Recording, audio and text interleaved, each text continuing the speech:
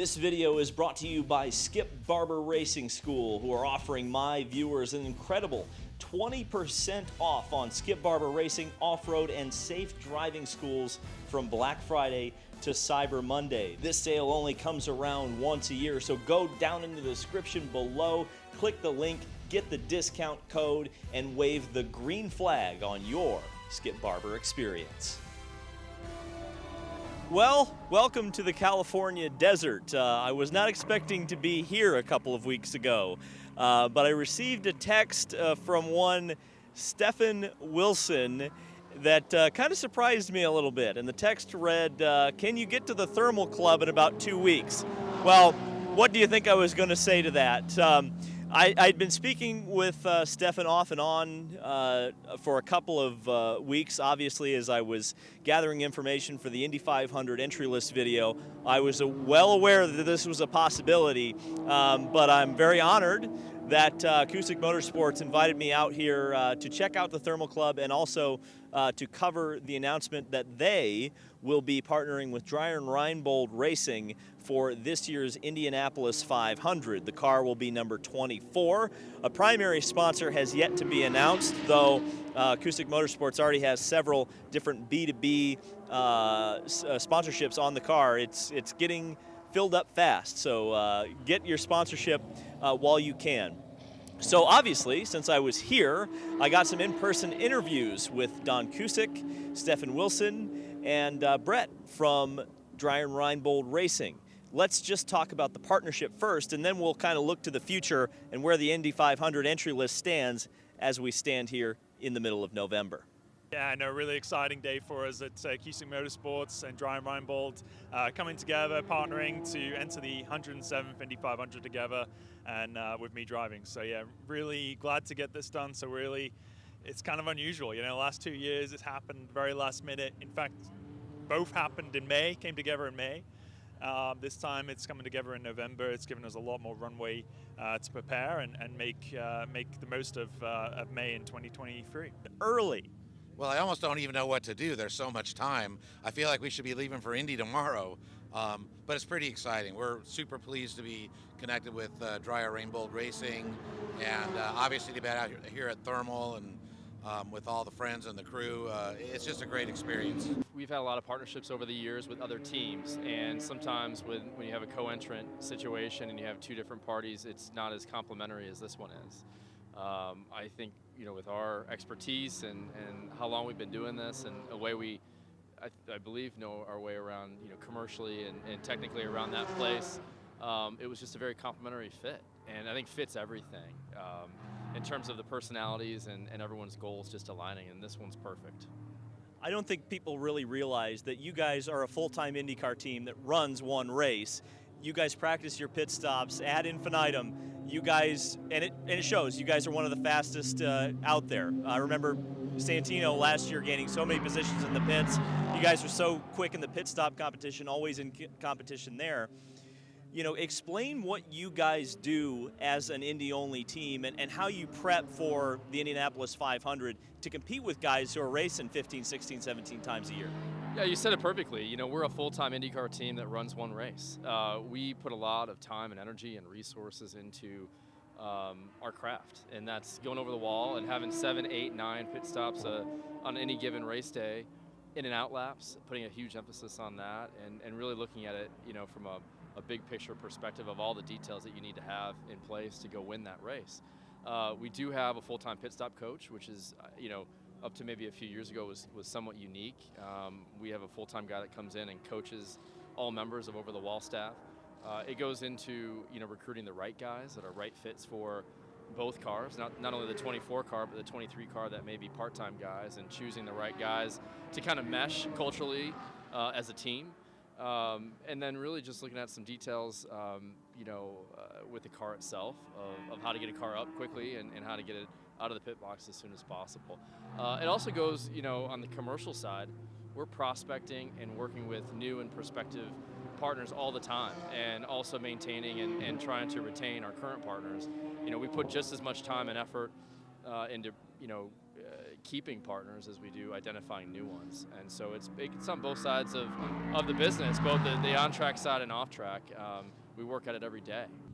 Yeah, I mean, so, really what Dennis and Chase and Brett have done at Dry and Reinbold, really focusing in on the Indy 500, making it that race their priority. That really stood out to us. That's the race that we prioritize as well. And, we just saw a great synergy there, great opportunity to work together. They sort of approached us in after May and was like, hey, we'd like to work together.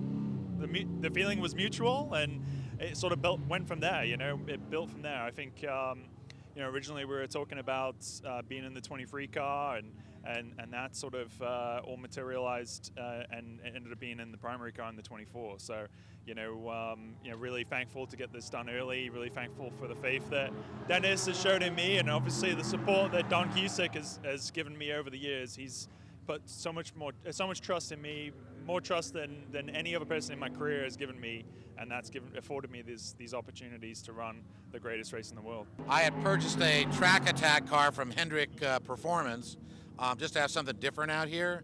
And one of the driving coaches saw it and said, hey, I got a friend who's thinking about maybe getting a NASCAR, ex-IndyCar driver. Would you mind if you took a few laps in your car? And I said, no, bring him out.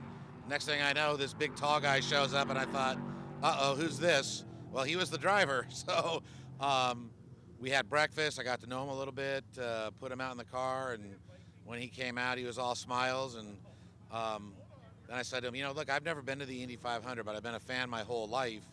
Do you know anybody? Can you get me backstage passes, basically? And he said, yeah, I can hook you up. And I didn't want to go by myself, so I said, would you want to come with me? And he said, once you've driven at Indy, you don't want to be a spectator.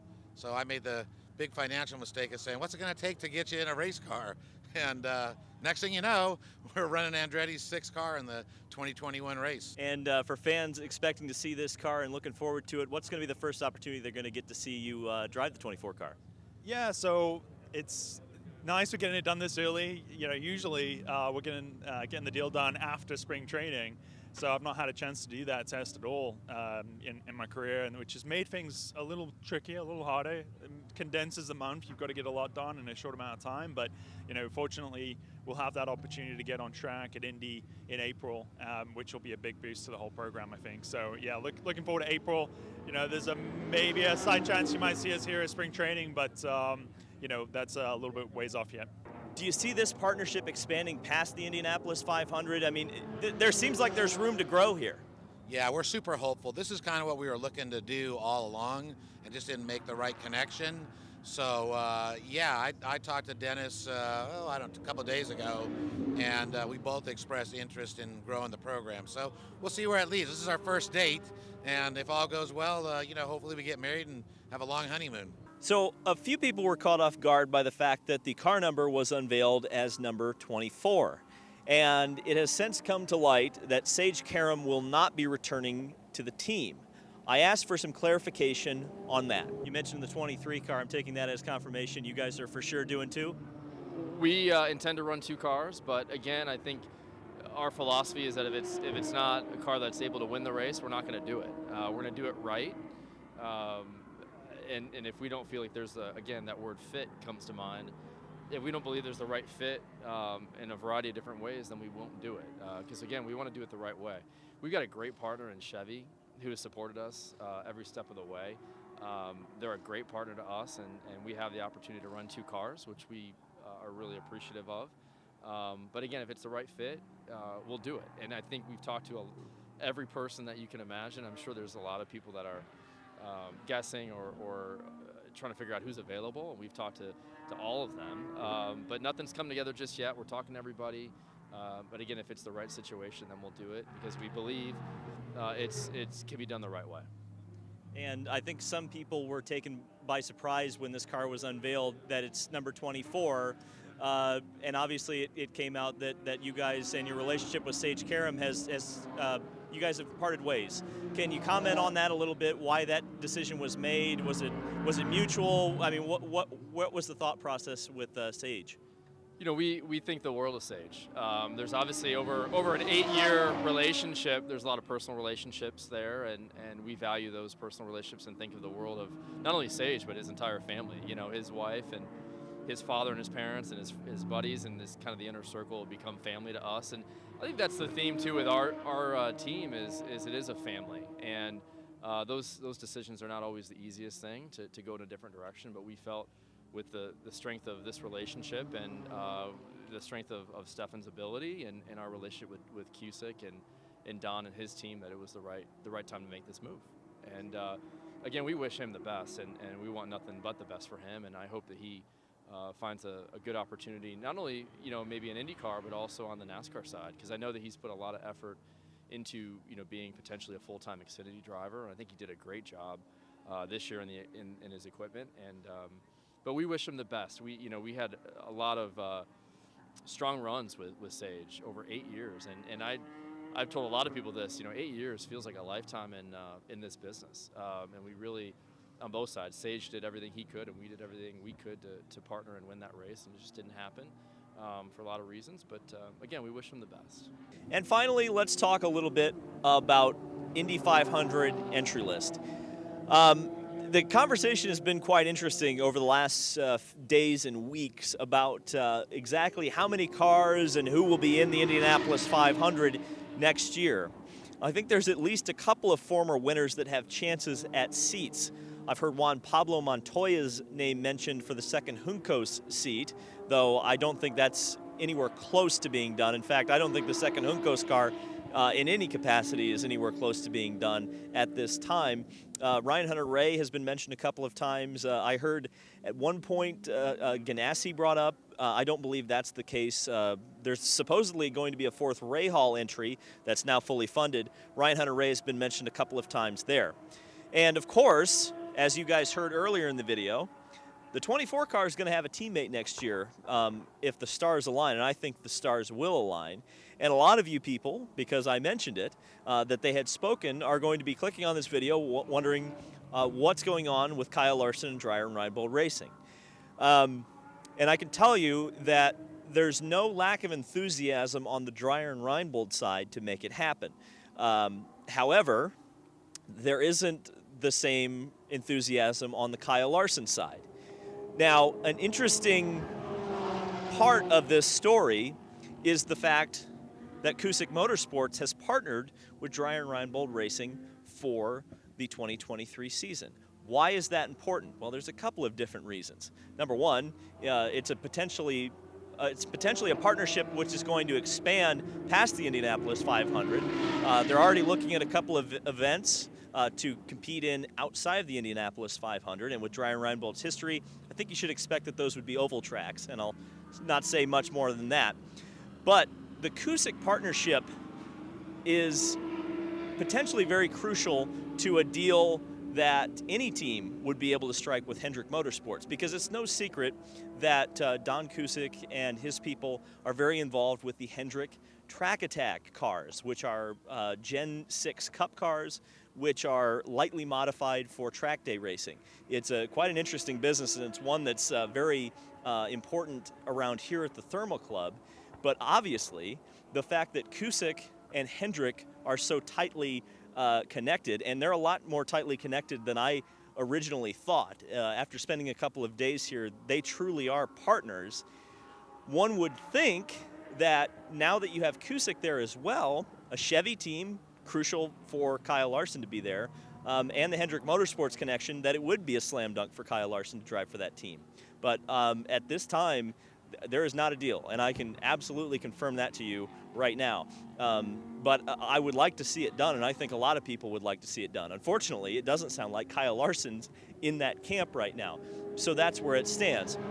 And I'm curious, as time goes on, what driver could emerge as a possibility for the second Dreyer and Reinbold car. Ganassi, I should mention that. Nicholas Latifi, he did talk to Chip Ganassi. Chip Ganassi presented him a deal, and Nicholas Latifi turned it down. So there's still a fourth Chip Ganassi racing car full-time that is without a driver. Now, from what I was told today, F2 drivers are the ones they're looking at. Obviously, there's a long list there. Watch the Abu Dhabi race. You'll probably get an idea of who's going to drive for Chip Ganassi next year, because I certainly don't right now. It's interesting to see that the Nicholas Latifi deal fell apart, because that seemed in a lot of ways like it was a slam dunk. You have a full budget driver and a driver with North American connections, but they couldn't get the deal done. Fifth Indy 500 entry, who knows if it's going to happen. If it would, I think a lot of people would think it would be Jimmy Johnson, but this new GMS deal that Jimmy's bought himself into doesn't necessarily guarantee that he will run the race. So a lot of interesting things happening right now in the world of IndyCar. And I've got a lot more content coming from the Thermal Club. Me and Steph got into one of Don Cusick's Porsches, and I actually drove it at one point, so hopefully you guys will be seeing that pretty soon. Hopefully the GoPro picked it up. I'm a little bit worried about that. We'll, stay tuned on that one. That's a good tease, right? But also, obviously, IndyCar testing is going to happen here in February, and I, of course, will be attending that. So thank you guys so much for watching. Thanks to Cusick Motorsports for inviting me out here. And subscribe for more IndyCar and Indy 500 content. This has been David Land on YouTube, and I'll see you in the next video.